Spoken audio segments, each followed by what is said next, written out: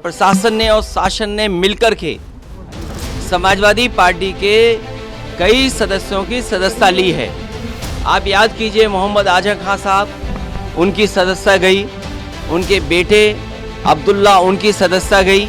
ये कांग्रेस पार्टी के नेता के साथ हुआ है, समाजवादियों के साथ पहले हो चुका है। राहुल गांधी को मानहानि मामले में 2 साल की सजा सुनाए जाने के बाद अब उनकी लोकसभा सदस्यता भी चली गई है। वहीं इस मामले पर समाजवादी पार्टी अध्यक्ष अखिलेश यादव की प्रतिक्रिया सामने आई है। सपा अध्यक्ष अखिलेश यादव ने बीजेपी पर निशाना साधते हुए कहा कि जब से बीजेपी की सरकार यूपी में आई है, तब से प्रशासन का साथ लेकर झूठे मुकदमे लगवाए। कई ऐसे मौके आए हैं जब शासन और प्रशासन ने मिलकर समाजवादी पार्टी के कई सदस्यों की सदस्यता ली। आजम खान और उनके बेटे अब्दुल्ला की सदस्यता गई। देखिए, ये बात कोई पहली बार नहीं हुई है।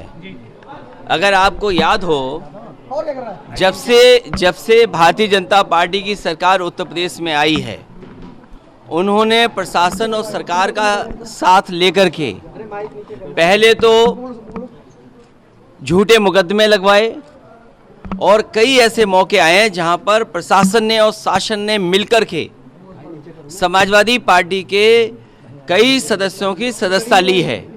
आप याद कीजिए, मोहम्मद आजम खान साहब, उनकी सदस्यता गई, उनके बेटे अब्दुल्ला, उनकी सदस्यता गई। अखिलेश ने राहुल गांधी की सदस्यता खत्म होने पर कानपुर के सीसामऊ सीट से विधायक इरफान सोलंकी का नाम लेते हुए कहा कि ऐसे ही सिटिंग एमएलए पर केस लगाने का काम किया गया।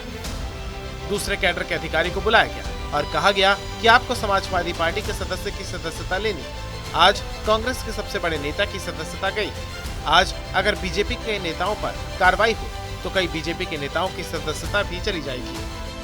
इसी तरह समाजवादी पार्टी के जो सिटिंग एमएलएज हैं, उन पर केस लगाना, इरफान सोलंकी कानपुर और एक अधिकारी बुलाया गया, बाहर से लाया गया, दूसरे प्रदेश के कैडर के अधिकारी को बुला करके ये निर्देश दिए शासन ने और सरकार ने कि आपको इसकी सदस्यता लेनी है। अभी 2 दिन पहले, अगर आपको याद हो, विधायक इरफान ने खुद कहा कि ये मेरी सदस्यता लेना चाहते हैं, इसकी वजह से अन्याय कर रहे हैं।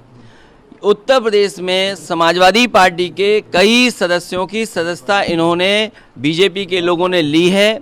आज कांग्रेस के पार्टी के सबसे बड़े नेता की सदस्यता गई है। और अगर हम इसी तरह देखेंगे, अगर ऐसे मुकदमे देखेंगे, तो बीजेपी वालों की तो कईयों की सदस्यता नहीं बचेगी।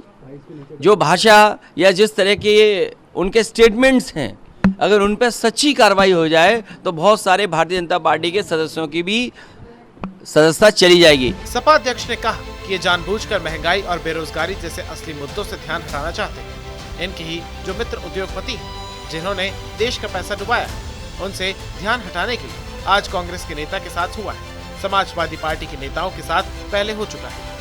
ये जानबूझ करके जो असली मुद्दे हैं, महंगाई, बेरोजगारी और इनके ही मित्र उद्योगपति जिन्होंने पैसा भारत का डुबाया है, उन पर ये बहस नहीं करना चाह रहे। उनसे ध्यान हटाने के लिए ये कांग्रेस पार्टी के नेता के साथ हुआ है, समाजवादियों के साथ पहले हो चुका है।